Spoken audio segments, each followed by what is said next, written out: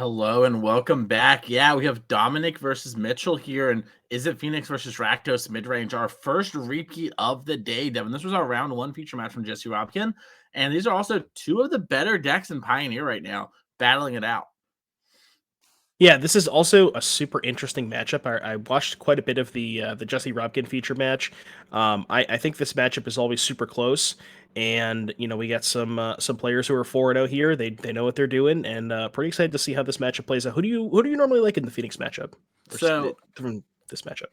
Yeah, so I really like the Phoenix player game one. I think you're really favored, and then post war it's just really, really hard. Jesse and I prepared a lot for together for the RC and played this matchup in particular, about 50 post board games, I would say.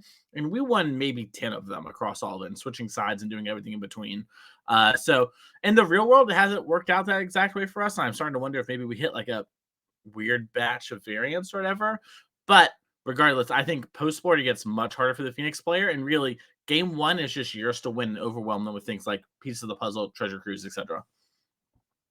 Right. Yeah. Specifically, the card Treasure Cruise just seems like such a massive beating against the deck trying to 1-for-1 you a bunch. There are some problematic cards like Shieldred, but you have Lightning Axe to be able to answer those. And yeah, without access to graveyard hate in a game one situation, it's really hard to kind of fight through all of the like you said, the cruises and the flashback spells, all that kind of stuff. We see a Thoughtseize here, and Dominic's hand, after I'm assuming this Charter Course gets taken, Dominic's leftovers aren't that great. Yeah, and this is some of the things where it's like everything can line up well theoretically. We can have the ops and you can try and find the stuff, but you do need to find pieces in Treasure Cruise before a clock really gets going for it to kind of take over here. And by taking something like Charter Course here, you make it so Dominic can't even wait to try and get a raw draw two off the Arclight attacking there. So it looks like Mitchell is going to do that into a Graveyard Trespasser. And I almost wonder, I personally would have attempted to take the Arclight Phoenix, that being the case, but I do respect the resolve, as it were, to make sure to get rid of the card selection card. Yeah, I was actually going to bring that up when the Trespasser was cast. I'm wondering if maybe taking the Phoenix was a little bit better. But I guess the other thing is if Dominic's hand is not great, and if Dominic taps out for the Phoenix and you have a removal spell, you can kind of just do that anyways, right? You just kill the Phoenix and then eat it with the Trespasser, especially if there's something like a Stomp. You go, untap land, stomp the Phoenix, attack for 3, eat the Phoenix, play Bonecrusher Giant. That's a pretty good turn for Mitchell. Yeah, that is a backbreaking turn, and it looks to be close to that with Dreadbore getting rid of the Arclight Phoenix. And then we're going to get attack in, eat the Arclight Phoenix, get a 4-point life swing over here for Dominic, and it kind of looks like get him on the back foot. It looks like we're just going to pass the turn. Worth mentioning, Dominic here has 2 Thing in the Ice's main and only 1 Charter Course. Everything else pretty standard for what you would expect to see. Yeah, and interesting here. So Mitchell, 3 mana, didn't play a card, but also didn't loot it with the blood token. I wonder what we're saving here. Maybe another removal spell? Yeah, that would be my kind of first guess here, as we do see at the end of the Bugbear being activated. That's a rough way to do it. Galvanic Iteration, the Spikefield Hazard, kill your 3/2 creature land. All right, that technically works. And Yeah, these are the kind of things. There you go. I was gonna say now the iteration gets eaten with the Trespasser, so that's a rough spot to be for Dominic. Yeah, Dominic's in a rough one, and this is as Rakdos. This is what you need to have happen in game one, because post board, which I'm not trying to jump the gun too much, we have a lot of cards for this matchup, just incidentally, and more so ever since the RC where Phoenix kind of came out in force and all the pros sort of showed up with it and said like, "Hey, this deck's still really good." Right. Yeah, and you see the Day Knight got switched back to the Trespasser flip, but then Dominic didn't play a spell, so he flipped again. See what Mitchell has here as far as leftovers are concerned. 2 cards in hand. Imagine probably there's some removal spells. Now there is that the Hall of the Storm Giants. Maybe that's something that can maybe get Dominic back into this game. Yeah, I think that's going to eventually offer some, at least reprieve from the attack. Looks like Crocs is going to eat the Treasure Cruise out of the hand, and that's also just on suspend as a way like, hey, yeah, you have this Hall of the Storm Giants, but my Crocs will just eat away at your hand. As we're actually just have the land and we're going to escape it right now. Now, Dominic has no cards left in hand. And that's that game will one. do it. Yeah, that Trespasser being able to shut the Treasure Cruise off indefinitely, especially the turn where it flipped, right? Because then it was able to eat 2 cards, And yeah, Dominic wasn't able to deploy that Treasure Cruise, which is one of the more powerful cards in the matchup.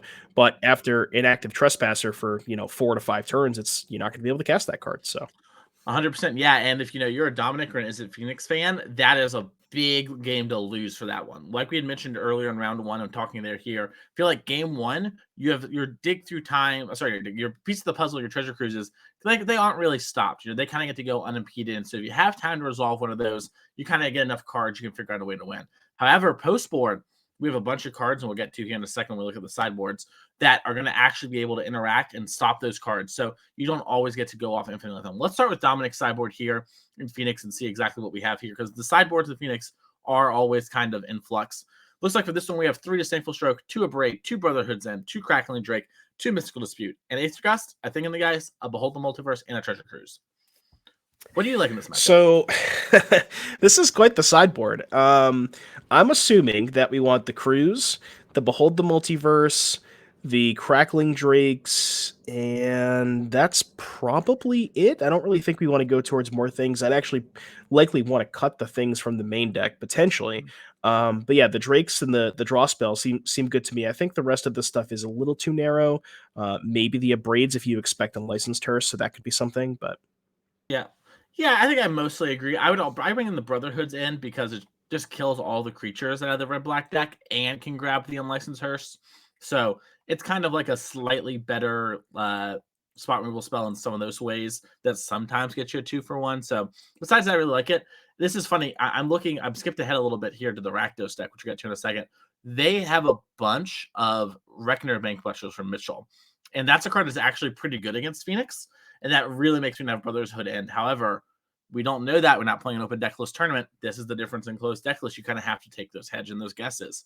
But yeah, I agree for the most part on that sort of thing. And yeah, I think you want to cut these thing in the ices right away, cut these temporal trespasses, get these kind of clunky cards that take a lot of setup out of our deck, and just try to play a raw, efficient deck against Mitchell.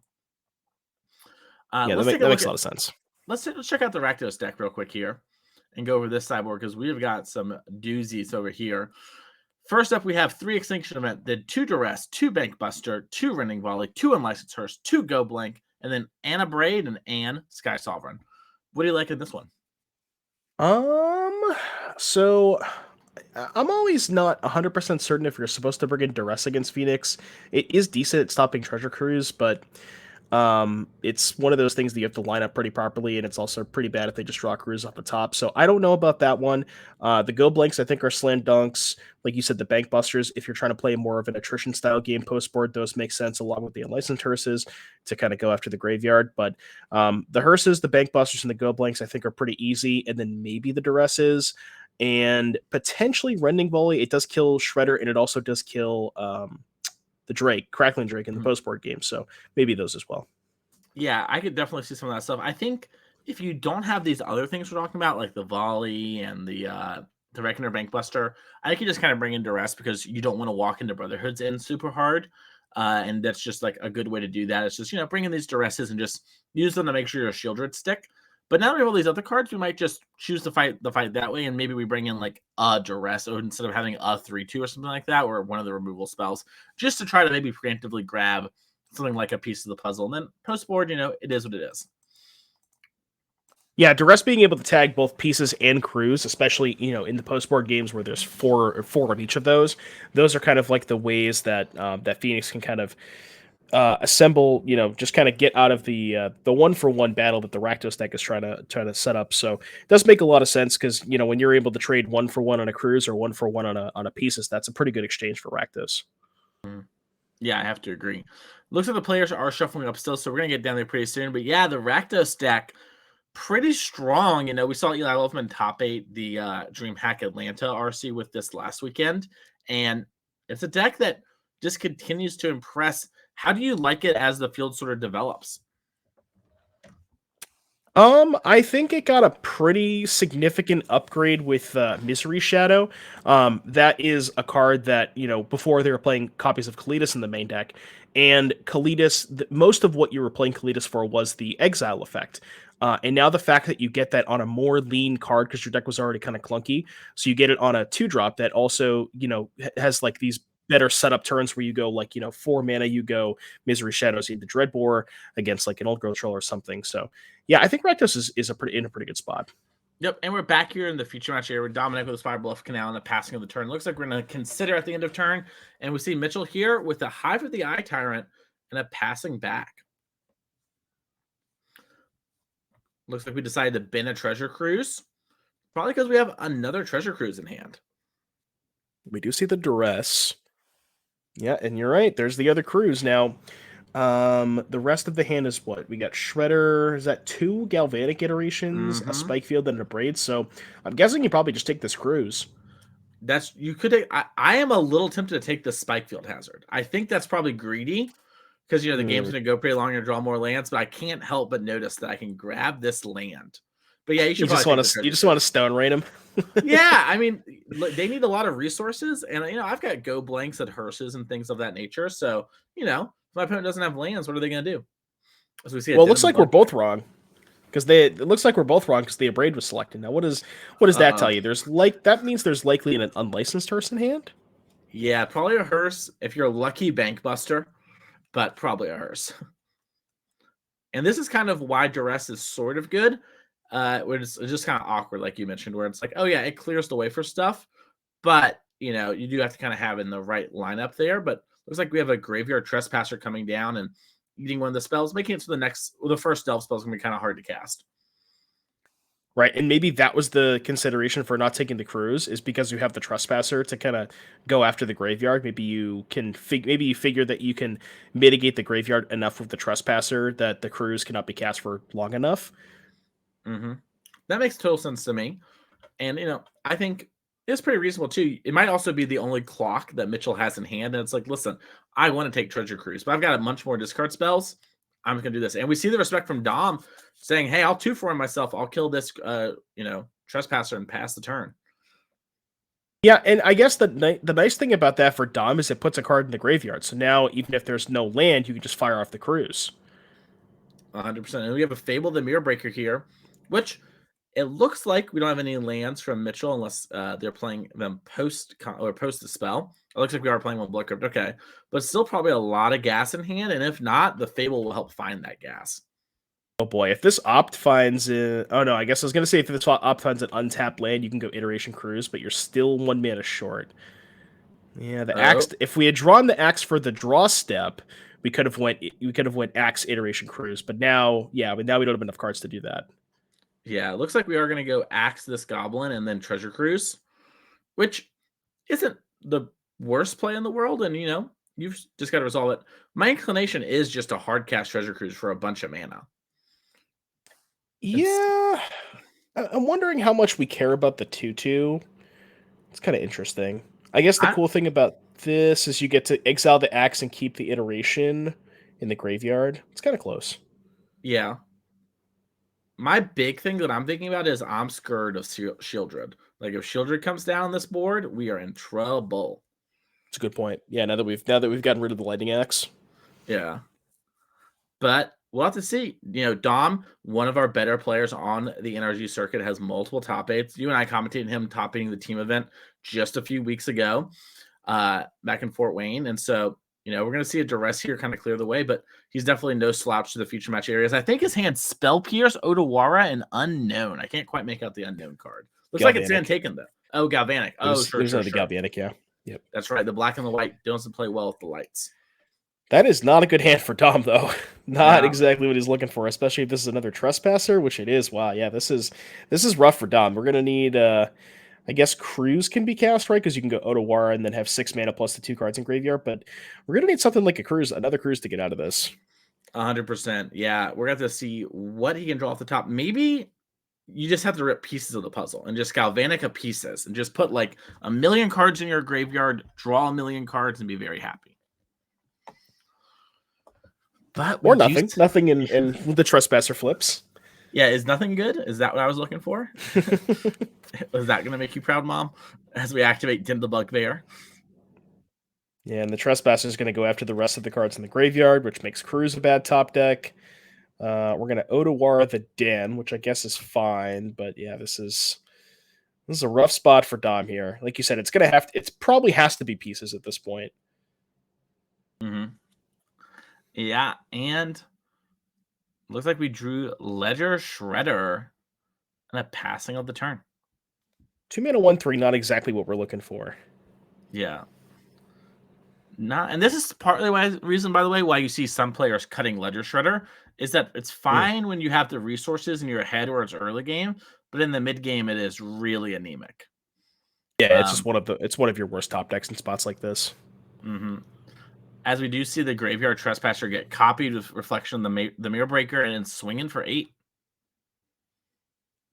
Yeah, Dom with no graveyard, facing down a Trespasser and a flipped Fable. Draws a Crackling Drake. That's not a bad one. Into a Lightning Axe. Okay. So now you can probably have to kill the Fable. Yep, and then you get a Shredder trigger. Yeah, but now this Drake can contest the Trespasser. Also, it's going to flip back to Day, which makes Trespasser only a 3/3. So maybe not a bad sequence here for Dom. Yeah, pretty good. And Dom has used a lot of cards this game. So I'm going to guess that Drake is probably an 11-4, give or take. And so if that's the case, we're looking at a 2-turn lethal here. And if Mitchell doesn't find some removal spell, we might just see how Crackling Drake does put you to the habit test. Yep. So I saw a flip card in Mitchell's hand. I couldn't send a Fable. Fable, okay. Doesn't look like there's a Dreadbore, though. Does not. And it looks like... Oh? Sorry, a little bit of lag on my part there. It looks like we have a Bloodtithe Harvester coming down. Thought we were casting something else for a second. But, all right, so we've got a couple of creatures on board and kind of have something, happening. No, the slow peel. I love it. I love the slow peel. So when he's tanking too. Yeah, Dominic's someone who I imagine would insta scoop if it wasn't good. If this wasn't a real card, Dom's just like, I've got better things to do. I can go hang out with the boys. That is a real card. Okay, Hardcast Lightning Axe. All right. Yeah, Hardcast Lightning Axe and just kill this thing and push some damage. We don't know exactly how big it is, but once again, I'm going to guess it's around 11. So I guess it's 12-ish now. Dead to Fatal Push, because you can go Fatal Push and fire up a creature land. Yeah, and you do have to sweat it now. What do we got? What do we got from Mitchell? This would be an insane game for Dom to win. Yeah, I mean, that is the nicest way possible to put it. As we see Mitchell here, consulting the hand, consulting the deck, thinking about what exactly I need to rummage to, what I need to hold, because, Mitchell is going to die this Drake if he doesn't answer it. However, he doesn't want to miss any sort of other lethal lines where he discards something and realizes, oh, I actually could have won with that. So taking a second here just to think about everything. 4 mana being tapped. I think the hand is go blank land. I think we're done. Oh my goodness. Dominic taking game number 2 in I did not expect that after Mitchell's draw. Wow. Yeah. Yeah, that was impressive. And that does show, we talked about it with Jesse Robkin in round number 1. But Crackling Drake is a card that kind of you decide to play not because it is good against Rakdos, but because it is good versus graveyard hate. And then against Rakdos, sometimes you just draw it in that sort of spot, and it's like, yeah, I'm a 12-4. Is that good? And like 20% of games, the answer is, yeah, no, that was good enough. Good games. And we saw, happen with Jesse round 1. We saw it happen here in a spot where no other sideboard card could really win that sort of game. You play Kefnet, you play Burn Down the House, you play Confiscation Coup, Hazaret, all those cards, not good enough. However, Crackling Drake, able to actually close the door. Right, and that's kind of the nature of the matchup. And there's just a lot of 1-for-1 trading back and forth. There's a lot of graveyard hate between the Trespassers and the Go Blanks. So you're normally cards that you would normally be good to top deck in those spots, like Treasure Cruise, maybe a little less impactful given the presence of the graveyard hate. So having a card that is just very, very likely, almost when you cast it in the mid game in spots like that, it's almost always going to be a 2-turn clock, sometimes even a 1-turn clock. And there's just not any other card that allows you to do that. And even on turn 4, when there's nothing in the graveyard, it's like 4 mana for a 2/4 draw card. That's not even that bad. Yeah, that's true. Yeah, and it also, once again, forces the respect. I played some games at the RC where it's just like, like you mentioned, it's like a 2/4 whatever. They don't really care about it. And I'm like, cool, Galvanic pieces hit you for like 8. And the Drake didn't win me the game, but it did a big chunk and then did force him to kind of re-answer after I just redeployed this huge threat of cards. So it is something that the players have to pay attention to and have to respect to some level, even if they don't give it the immediate, like, oh, I have to kill this now respect that sometimes it does deserve. It looks like the players are starting, so let's hop down to the feature match area. Looks like we have a Thoughtseize being cast, and it looks like we have Arclight Phoenix, Lightning Axe, Pieces, and then 3 lands for Dominic. Pieces, huh? So, unless there's a second discard spell here from Mitchell, likely not going to take that. Maybe wants to go for something like a Lightning Axe. Maybe does want to take the second Pieces anyways, because he doesn't want both of them to resolve, especially, in a game that's maybe going to go a little bit longer. Yeah, we might see Mitchell just take Pieces just so that if Mitchell finds like 1 go blank, it can undo all of this work. Typically, what you kind of find when you play the Phoenix versus Rakdos deck is one approach to have is simply to just sit back and not cast your pieces till you have to minimize the effect of go blank and try and line it up to where you can pieces and do treasure cruise in the same turn. So by taking this first pieces, you don't allow Dom to sort of like free pieces to sort of get for value and force you to have a go blank. Instead, put the onus on him. As we do see, it does have the Hearse here. Yeah. No spell pierce here for drawn for Dom. That would have been kind of a sicko. Yeah, that would have been very good. As we do see, yeah, Dom's is kind of forced, like, all right, with Hearse in play, I'm not going to get to go through too much. Let's just cast Piece of the Puzzle and see what we can build as we hit Galvanic, Treasure Cruise, consider Arclight Phoenix, and Spell Pierce. Would normally be a pretty good pieces, probably the best possible if it were for that unlicensed Hearse. But with the presence of Hearse, yeah, probably going to takes the iteration and the consider. That does make a lot of sense, but pretty unfortunate that Mitchell did have the Hearse there. Yep. And good job on Mitchell for holding back to activate it. It can be a little tricky sometimes on when to do it, but good tight technical play to make sure, and gets rewarded by snagging the Phoenix and getting to activate right away again if we want to in order to stop treasure cruises, or we can hold and try and catch another Phoenix after our discard spell that we know is in hand. All right, so another Thoughtseize. We're looking at a lot of cards here. Yeah, Galvanic, Iteration, consider Ledger Shredder, Axe, Arclight, Fiery Impulse, and a Steam Bits. We did go ahead and take the Lightning Axe, which leads me to believe there's likely a Shieldred in Mitchell's hand. That would make the most sense for taking the Lightning Axe. Yeah, I have to agree. Looks like Mitchell's doing a good job of setting that up. And, otherwise it's really tempting just to take the Arclight Phoenix and just sort of eat it and be like, okay, well, you can't really win if I keep going long and long and longer with you. So I'll just make sure you can't do that. Right, and noticeably no 4th land here for Mitchell. So very, very likely does have the Shieldred, but didn't have the land to deploy it. Also knew about the Lightning Axe, so wouldn't want to deploy it anyways. Yeah, Mitchell here needs to probably respond to this consider and eat 2 cards out of fear of, ban a card, draw Treasure Cruise, cast it. You would not get a chance to respond there. So it's a hard spot to know for sure, but it is a spot where you can deny something. And Dom, wow. Yeah, takes full advantage of it. Since Mitchell didn't use it to activate, gets a draw 3, and that is big. Those kind of cards are not supposed to be happening for Dom unless Dom's spending 4 or 5 mana, and he did have to spend 3, but still a pretty big thing there. And worth noting, the Hearse being small does matter a lot. And we moved a discard from hand size, it seems, and we have a Phoenix in the graveyard. See, it's interesting. I saw that Dom picked up the Brotherhood's end. We still discarded the Phoenix, though. I wonder if maybe there was something else he wanted to discard and keep the Phoenix in hand, because we can just Brotherhood's end to kill the Hearse and then kind of move on with our life. Yeah, I wonder too. It might be that Dom just kept the Brotherhood's end as an answer to creatures and just like, yeah, the Hearse doesn't matter now because I've already used my graveyard so much, and I just don't want to die to like a Misery Shadow or like a Graveyard Trespasser, But it's unclear to me too. We do see Mitchell here being like, no, die Arclight Phoenix. Immediately get to activate. Only 2 red for Dom, which is a little awkward because ideally he'd want to go Impulse plus Brotherhood's end. But I guess you can't Impulse the Shadow anyways because, there is a 3rd red. But yeah, we can't Impulse anyways because there's a mana up for the Shadow. Yeah. Yeah, it looks like we're maybe playing Ledger Shredder into Brotherhood's end and just going to connive away a card in order to keep our... I think I like that. Probably, blow up the Hearse. Yep. And, Dom does have some Hall of the Storm Giants in hand too, so Dom has a couple ways to win. Hall of the Storm Giants is discarding Arclight Phoenix is a good one to discard to the connive there. It's a good one to kind of, once you've got them set up, you can start abyssing them, and getting towards that is really important. This Legislator is going to do a good job in that, but we do see it get Fatal Pushed and exiled thanks to Misery Shadow. And we're just double checking that the Arclight Phoenix wasn't supposed to go in exile. It looks a lot like Dothi Voidwalker, but it is not Dothi Voidwalker. Here's the Shieldred. Let's just see if Dom picked up a Lightning Axe for this. I think there might be 2 copies of Fiery Impulse.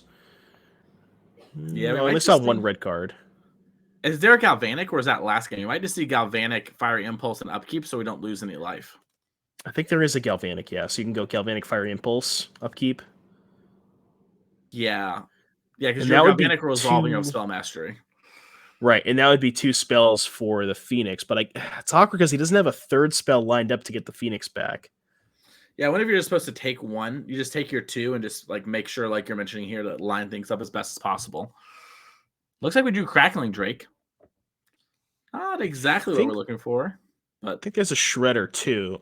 So yeah, see, this is awkward because now if you want to, you can go Shredder Iteration, but that also gets you 2 more off the Shieldred. It's a pretty tough spot here for Dom.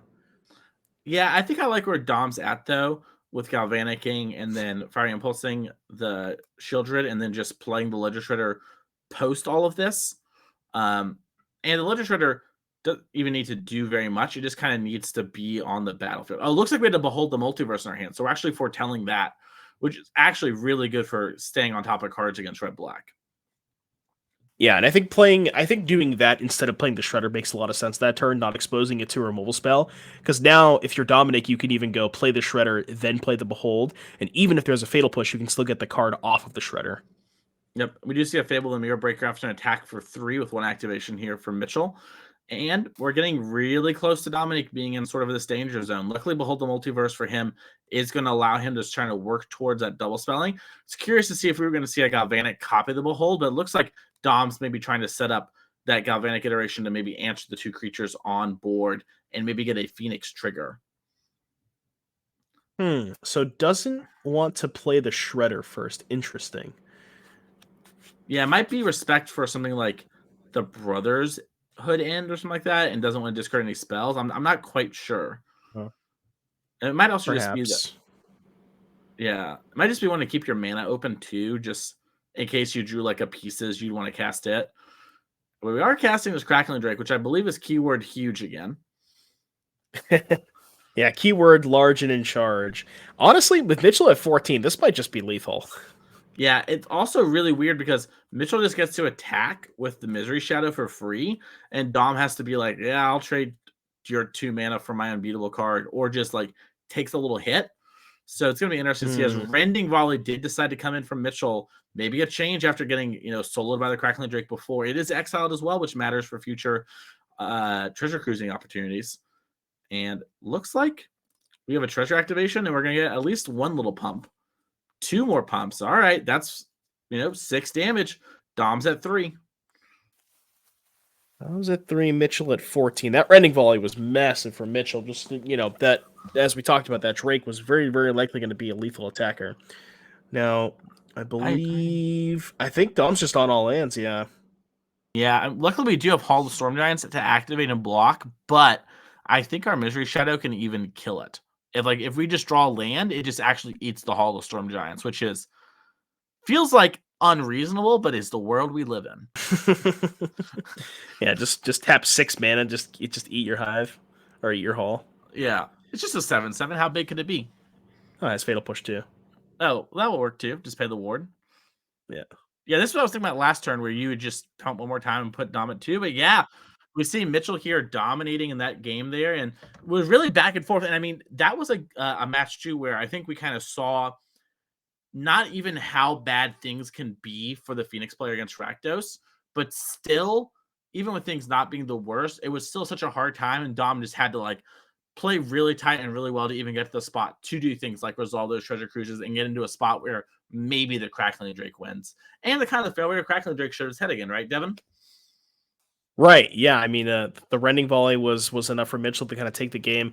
There was that one turn where Dominic was able to resolve that treasure cruise. Perhaps maybe a small misstep from Mitchell, but yeah, it's just these post board games. You're right. Just you talked about this. The texture of the post board games just are so different when you have Hearse and you have Go Blank and you have Trespasser. Just all of these cards that just get to mitigate the graveyard on top of all the discard for crews and pieces. It's really really hard for Phoenix to kind of play that that 1-for-1 game alongside Rakdos, because the Rakdos deck is doing all of this 1-for-1ing while also presenting a massive threat, and the Phoenix deck is kind of really playing on the back foot for most of the game. 100%, I have to agree. Yeah, and it's something I think we're going to see a lot of, especially now as Phoenix has like re-solidified itself as a key player in the Pioneer format, and Rakdos hasn't gone anywhere. Where understanding and learning this matchup is pivotal for both sides and for success, and it's really one of the reasons not to play Phoenix is how good Rakdos is in the matchup. But we still see, despite that, a lot of players still registering Phoenix, and there's like still a lot of innovation I think to be had in the matchup. I mentioned you mentioned watching earlier, but like I was talking to Drake about how I took the draw versus Rakdos. That's kind of like the thing I've been doing in the matchup, and it's a small sample size, but like I 4-0'd it at the RC and got a little lucky to do so for sure. But I do think there's still some room to be figured out and figure out exactly how to sideboard and how you want to approach this matchup. Yeah, for sure. The choosing the draw is very interesting.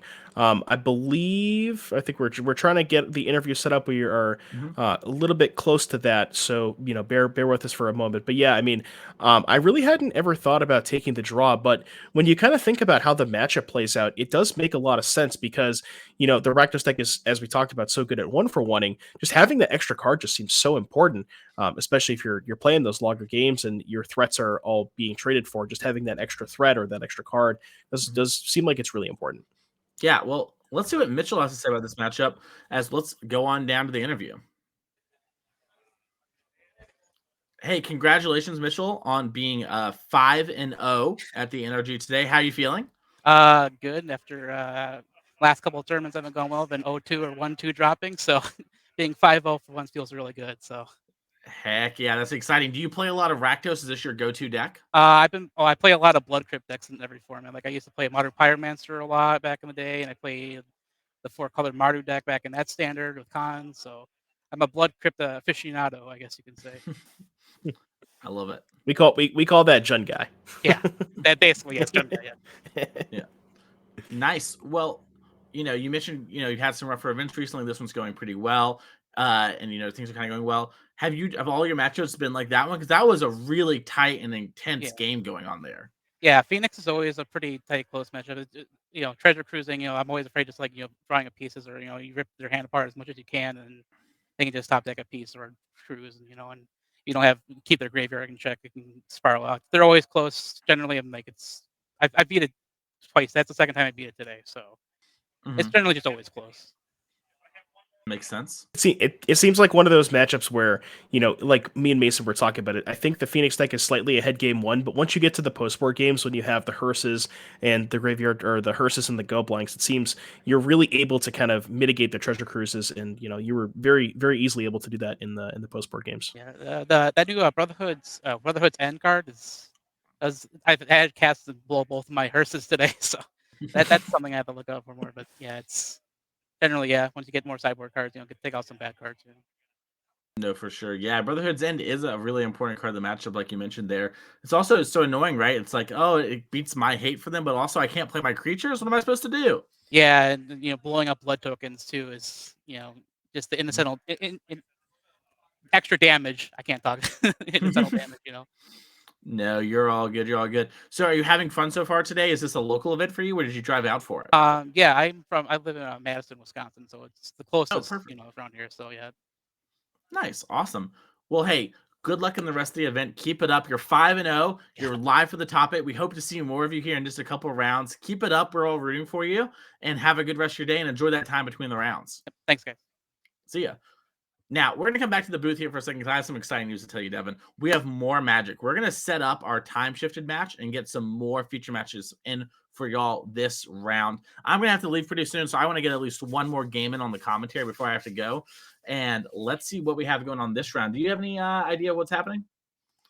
Well, a little bit of spice and a little bit of maybe not so much spice, but Let's see. It looks like we're jumping down. What I've got over here is Mono Green versus Kruger Fires, but it's going to pull up in a second. Let's see if it's actually those things. I'm going to read the deck list names. yeah, that's true. We don't want to have a a Rakdos or whatever it was. What was it? What was the last round? It was a Tarka Red. Yeah, we don't want to have it a Tarka Red situation. So we're getting some word that there was a game loss handed out game 1 for Izzet here. So it's all been taken care of, though. We're all good to keep going. So we're starting in. Normally would show you game 1. There isn't going to be one of that because of the deck check and everything going on. So Matthew here is on the play for game 2, up a game in what is a really hard matchup for the Kruger Fires deck. Yeah, so I think I guess if Izzet is up or Izzet is down a game. So Matthew is on the draw, but yeah, this generally is not the best matchup for the Kruger Fires deck. The on the play with the turn 2 biting for the elf, that's probably the best you can possibly hope for, and no follow-up elf here for Matthew, so might give Izzet some time to do some setup here to try and get to a Fable and then ultimately a Fires of Invention, because you kind of have to sort of combo off from the Fire side in order to have a chance to overcome the mono green deck. 100% here, yeah. And we do see Matthew just trying to sculpt it, and it looks like it's a bunch of lands and maybe a Karn. So it looks like Cavalier is what we picked up there. But yeah, no, just like how the deck lines up too, the Kruger deck doesn't do a whole bunch of the early turns. You have to interact against the mono green deck. And then even when you do your thing, it's sometimes just not enough to push through the Cavaliers and the Old Growth Trolls of the world. Right, yeah, even if you have, the turn 4 Fires plus thing, turn 5, you go, play a creature, play a Cavalier, sometimes you just don't even have profitable attacks even after you set all of that stuff up. So, yeah, it can be really tough, especially, like you said, against the Cavs and the Trolls. This is, I would say, a fairly anemic draw for Matthew. Nothing on 2, well, I guess the Oath on 2, double Oath on 2, and then Kiora Elf on 3. Does have, I believe, 2 Karns, a Cav, and a Storm as the leftovers. So, yeah, maybe not quite as anemic as I thought it was. Yeah, it's so awkward, too, where it feels like that's not a lot, right? But it just kind of is. Like, keyword 5/6 big, it's just very big in Pioneer. And it kind of just shows every time we watch the deck play, as it does look like we're resolving a Storm of the Festivals here. Yeah, we got a land and an elf, which I guess if you're an Izzet fan, you're definitely pumped to see that. But yeah, having all tap lands means that Izzet couldn't deploy a Fires. I don't even think there was a Fires. I think the hand is Kenrith, Skyclave, Lockdown. Binding. Is it lockdown? Okay. I think it's a little hard to tell, but I'm pretty sure one's a lockdown. Looks like it's coming down. Don't worry, it's just temporary. Yeah, it's so funny. It's kind of undone half the Storm of the Festival that was already pretty weak, but it's still just we have to get like a Cavalier Flames or like a Fires into that in order to actually present enough pressure to start killing the mono green player. Because as we've seen so many times in the future match area, if you do not clock them, if you do not present threats, you will lose. And we see Matthew here with just, I've got another Storm of the Festival. Do with that information what you will. Yeah, the draw step provided another Storm here for Matthew, and this one's going to be, I think, a little bit better than the first one. I believe we're going to be taking a Karn, and there was either a Haven or a Nykthos, I think, is what Matthew's deciding between. Looks like I Karn. have to assume it's Nykthos, unless there's a Nykthos in hand. Yeah. Even then, it might just be Nykthos still. I wonder if he's thinking because he doesn't have a lot of devotion, but he has the Cav in hand, so you can go like Cav, Nykthos, untap Nykthos. We're actually going to go with Sky Sovereign. Interesting. Okay. Okay, this makes some sense because this just lets you actually like start hurting them or whatever, and you're kind of close to comboing. Well, you're a little bit off on devotion, but you're like much closer than it looks like, and you don't need to really worry about having the Nykthos for now because if they don't interact with your stuff, you're just going to win anyways. So look, oh my, we have Haywire Mire now, so we can actually kill the Fires even if it comes. Yeah, the Might's actually pretty big because that can kill the Lockdown. Oh, that's true. Yeah, and then we get back all our little devotion friends, and we get another Oath trigger. Yeah, that's pretty reasonable. It also can get rid of the Leyline Binding, which I think just has an elf, but for future Leyline Bindings might be able to stop like Karn. So it might just be a good preemptive one to grab, but just like, yeah, how are you going to kill this? I don't know. One of these things? I don't know. Yeah, so I'm guessing you want to get something impactful, so that if there is an answer for Karn, you kind of have to expect there's an answer for Karn, because there was a land that was shocked. Oh, you know what's happening here? So I think what's happening is they're asking the judge if, when Sky Sovereign enters the battlefield, does it create a trigger even if there's no target? Because if Sky Sovereign does create a trigger, you can respond to it and target the Karn with binding. I don't know if that's what they were asking. Oh, interesting. Yeah, so it's maybe also it might just have to shoot the Kiora. That's a really good It's point. only opponents. I know for a fact it's only oh. opponents, but I wasn't sure if it, even if there was no target, if it still created a trigger. I'm guessing no is the answer. Yeah, it looks to be no. That's a really good catch there. That's a really good way to, sort of get this thing. And we see Izzet decide to actually grab the Kiora here. I kind of like it when you're a little low on mana. Karn kind of needs a lot of mana in order to be really good. And we actually saw the binding take out the Kiora. Very interesting not going after the Karn. We did get the Haywire Might, which does make sense. Yeah, maybe the idea is I'd rather have Kiora get reset. True. That's a good point. I'm not exactly. Maybe the plan is just to kill Karn here, and maybe you couldn't kill Kiora. I don't know exactly how that would line up in this deck, but I don't know. I've got a lot of hot takes about this deck, Devin. So I don't want to. I don't want to bring them to the coverage like that. But well, it's funny. I feel like we're kind of on the same page. I saw your tweet about the kind of like the red-white Fires deck. The deck that I played in the LCQs was kind of like a similar style, like a red-green Fires deck. It kind of just like cut a lot of the colors, and the idea was I liked Fires, but we want it to be we don't have a better mana base. So I'm kind of with you on the Fire side of things. We'd love to hear it. Yeah, I just feel like look at how this game's played out, where we've played all these tap lands. And that's a real cost, gamers who are watching. And if you just didn't play Omnath and you were still my deck's basically red-white. Devin here mentioned being, red-green. You could probably still be 3 colors and just have significantly better mana and actually interact on the curve way more. So that's kind of my my thoughts on things. It looks like we're going to crew up the boat and slam in for 6. Brrr. That's my boat. So pretty good, right? I like it.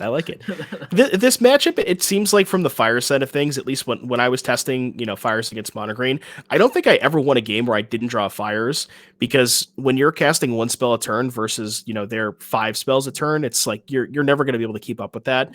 So yeah, it's pretty unfortunate for Izzet that he was never able to find a Fires. 100%. And it looks like we're just kind of tanking here. It looks like we have some really interesting lines where we can go stomp, play Bonecrusher, attack for 9, put Matthew down to 9 thanks to the stomper earlier. So it looks like we're trying to figure out if we're supposed to do that, or maybe we have an Otawara in hand and maybe we're supposed to Otawara something in order to kind of solve the problem that way. But just doing some math from Izzet here, just taking a second.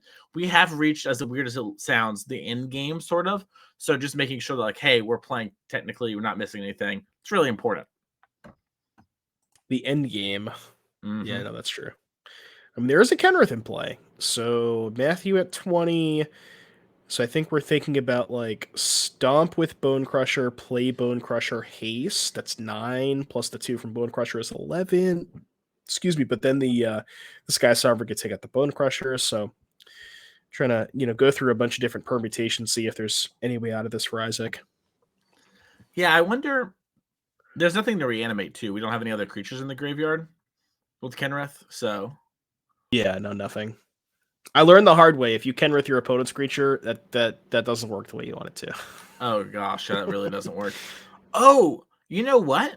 We could just go play Bonecrusher, put a counter on it, haste, and then we beat the Sky Sovereign. And we only put and then Bonecrusher doesn't die to Sky Sovereign.